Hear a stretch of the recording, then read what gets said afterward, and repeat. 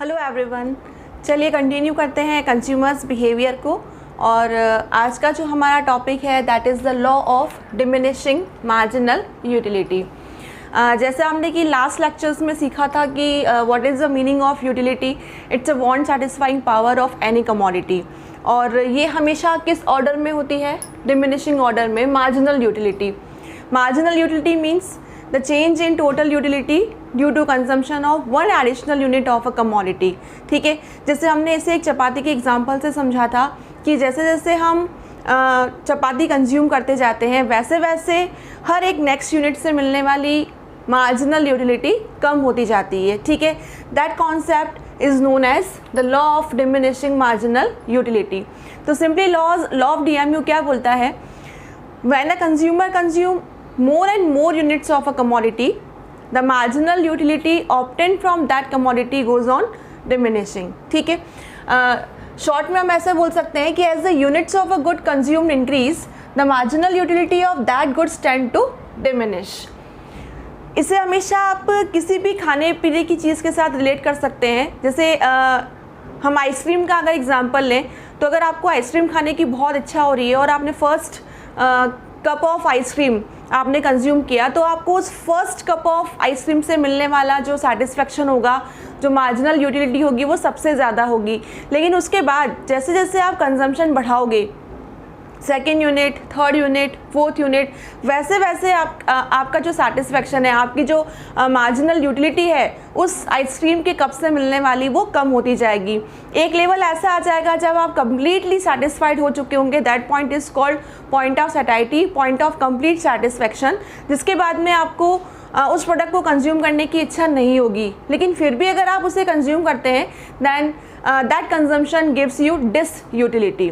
तो simply marginal utility says कि जैसे जैसे कमोडिटी यूनिट्स इंक्रीज़ होती है, कंजम्पशन की यूनिट्स इंक्रीज़ होती है, वैसे वैसे उस कमोडिटी से मिलने वाली मार्जिनल यूटिलिटी कम हो जाती है। It can be explain with the help of a schedule and a diagram. तो इसके लिए शेड्यूल हमने किस तरीके से बनाया है? यूनिट्स ऑफ अ कमोडिटी ले रखी है, हम इसे इंक्रीज़ कर रहे हैं बाय 1, और हमने मार्जिनल यूटिलिटी ले रखी है। मार्जिनल यूटिलिटी को हम मेजर कर सकते हैं in terms of utils, that is our assumption of this law. तो जैसे जैसे कंजम्पशन इंक्रीज़ होगा, यूनिट्स इंक्रीज़ होंगी, वैसे वैसे मार्जिनल यूटिलिटी क्या होती जाएगी? कम होती जाएगी। एक लेवल पर ये 0 हो जाएगी, that is point of complete satisfaction, और उसके बाद भी आप अगर आप उसे कंज्यूम करते हैं then that is disutility. इस लॉ को हम एक कर्व से भी एक्सप्लेन कर सकते हैं। तो ये कर्व कैसे बनेगा? मार्जिनल यूटिलिटी नेगेटिव में जा रही है, इसलिए हमने -y एक्सिस भी लिया है इसके ऊपर, that is x axis, -y and y axis. x axis पर हम लेंगे number of units of commodity, that is 1 to 6,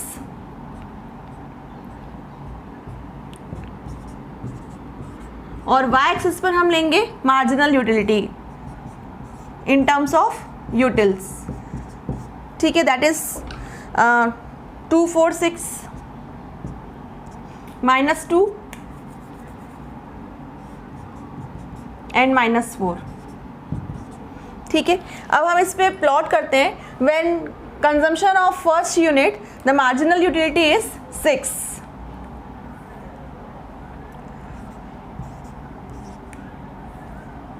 on consumption of second utility the marginal utility is 4 utils,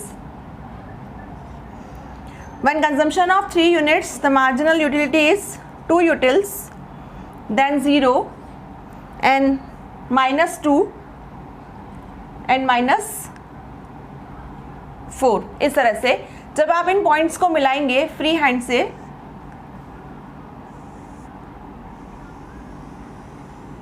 this is marginal utility curve, MU curve. ठीक है, तो MU curve is downward slope. It's a downward sloping. Why it is downward sloping? Because when a consumer consume more and more units of commodity, जैसे जैसे आप consumption को increase करते जाते हैं वैसे वैसे उस प्रोडक्ट से मिलने वाली मार्जिनल यूटिलिटी कम होती जाती है। क्यों कम होती है?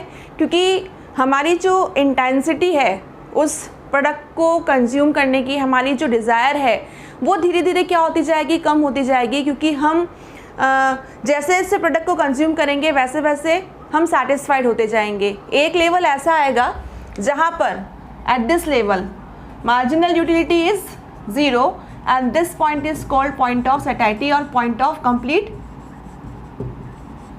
सेटिस्फैक्शन। ठीक है, at this level MU is 0। तो simply law of diminishing marginal utility says when consumer consume more and more units of a commodity, the marginal utility obtained from that commodity goes on diminishing। ठीक है ना, लेकिन ये law कुछ assumptions पर based है। ठीक है, कुछ बातें हमें माननी पड़ेगी, अज्यूम करनी पड़ेगी।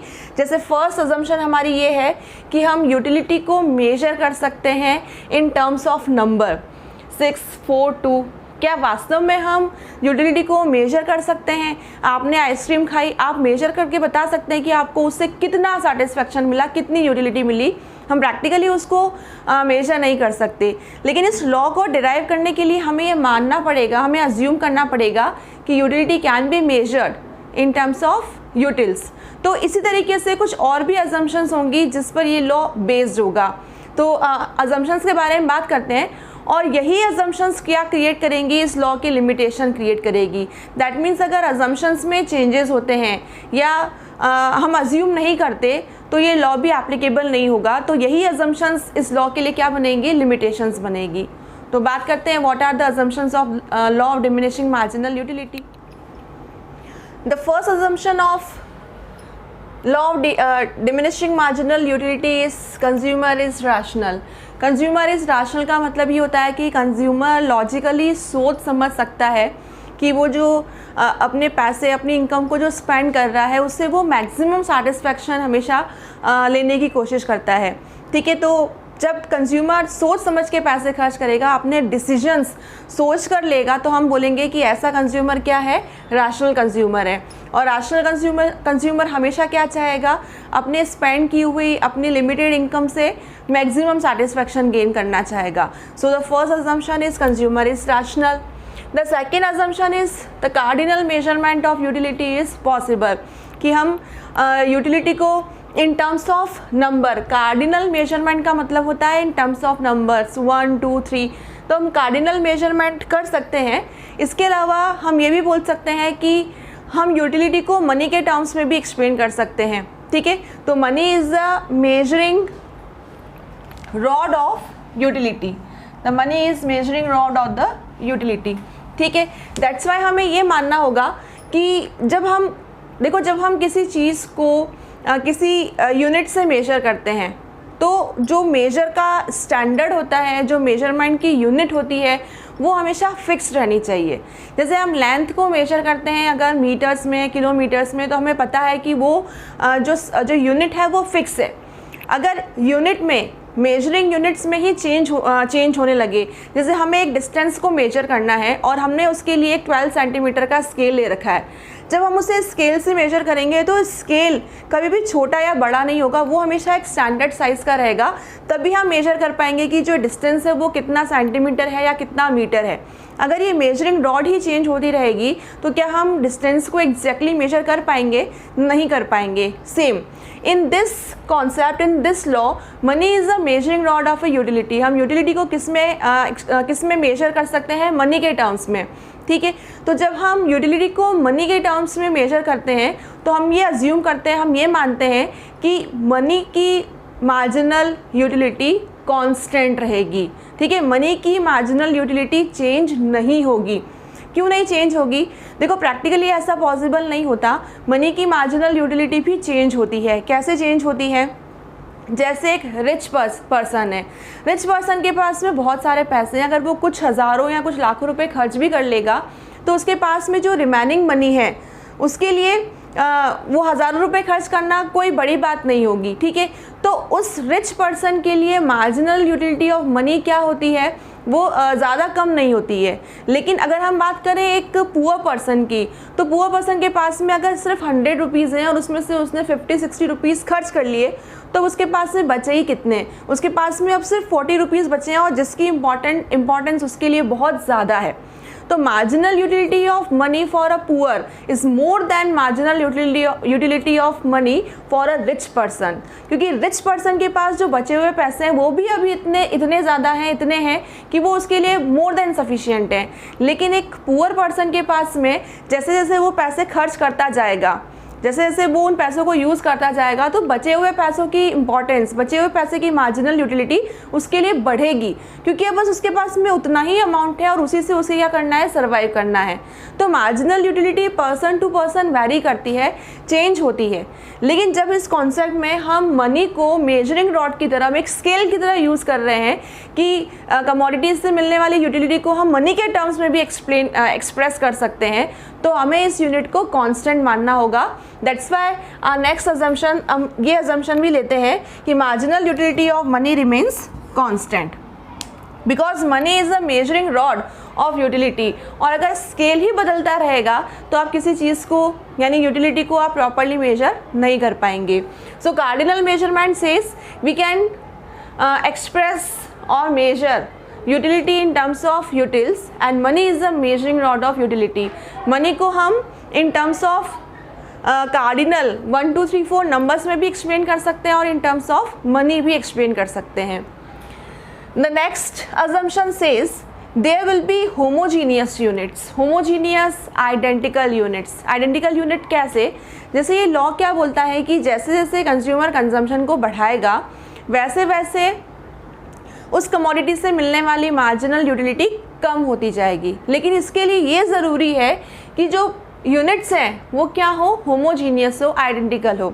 जैसे हमने एग्जांपल लिया था कि आपने first cup of ice cream consume किया, उससे मिलने वाली मार्जिनल यूटिलिटी सबसे ज़्यादा होगी, क्योंकि अभी तक आपने एक भी आइसक्रीम नहीं खाई थी और आपकी आइसक्रीम खाने की बहुत ज़्यादा इच्छा थी।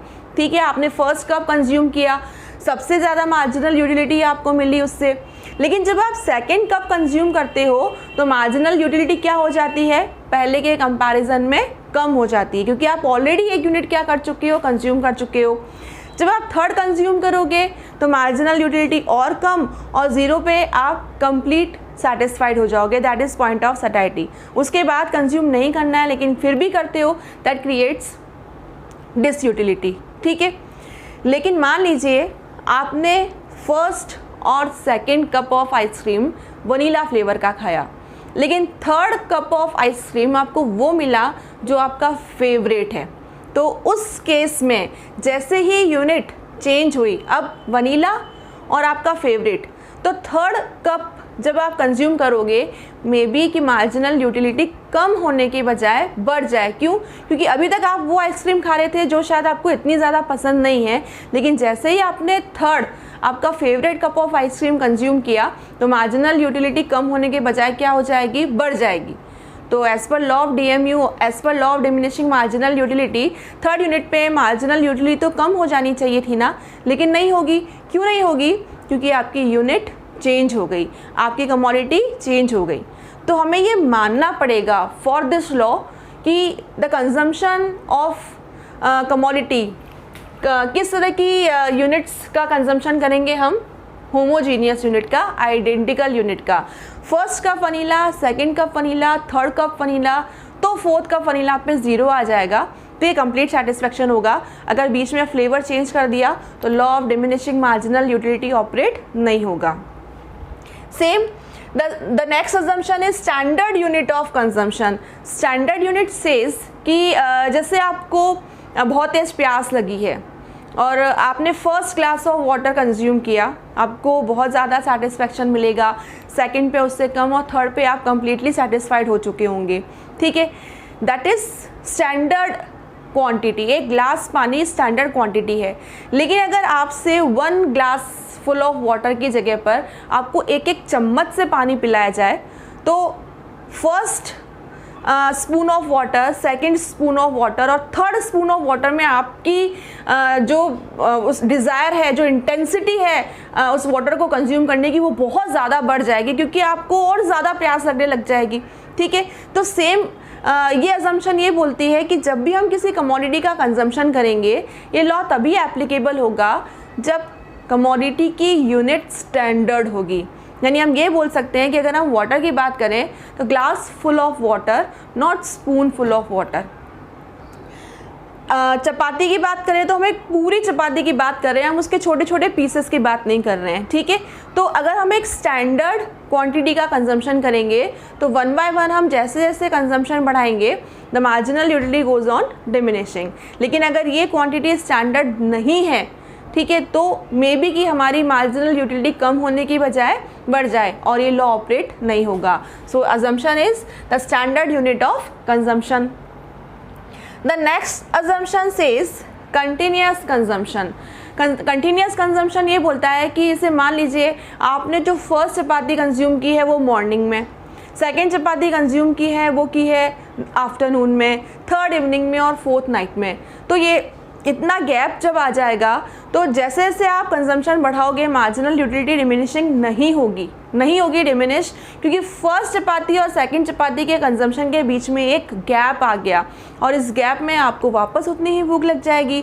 तो सेकंड मे बी कि सेकंड यूनिट का कंजम्पशन आपको सेम सेटिस्फैक्शन दे, डिमिनिश सेटिस्फैक्शन ना दे।